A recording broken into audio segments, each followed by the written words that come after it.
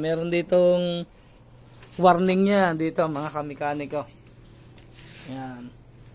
May warning yan dyan. Tapos yan, ito yung kanyang mga tornilyo.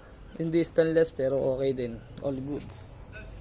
At sa yun mga kamekaniko, ito kagigising ko lang at kaliligo lang natin mga kamekaniko. Ito, ngayong araw ay tayo ay magbubuo na ng ating nire-restore na RS100. At yun nga mga kamekaniko, natapos na natin lahat pinturahan at pati yung kanyang makina. At tara, bubuoy naman natin at bababa lang natin yung chassis. Yan.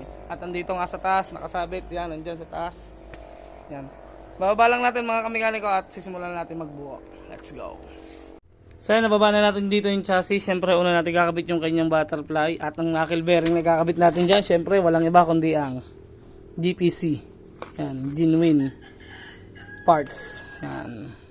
Genuine Parts Company. Yan o. Ito yung pinagkakatiwalaan nating replacement. Pero kung may original, di original. Pero para sa akin, ito, maganda na rin to.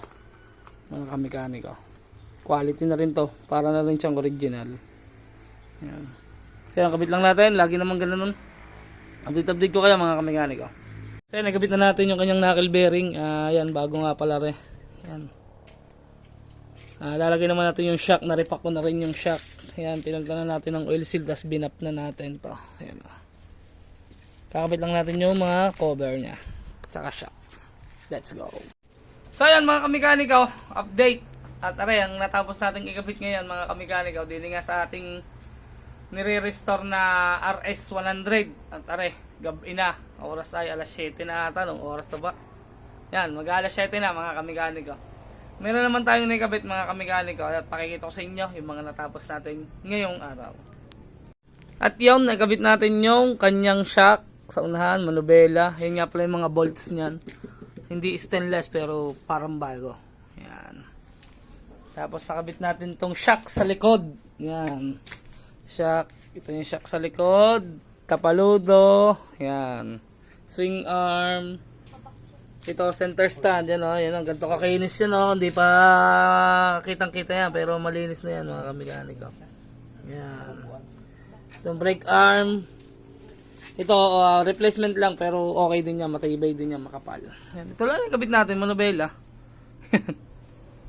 Yung shock niyan, no? Yan, shock.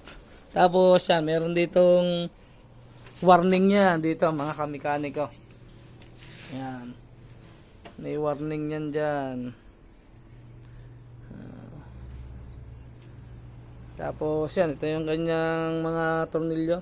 Hindi stainless pero okay din. All goods.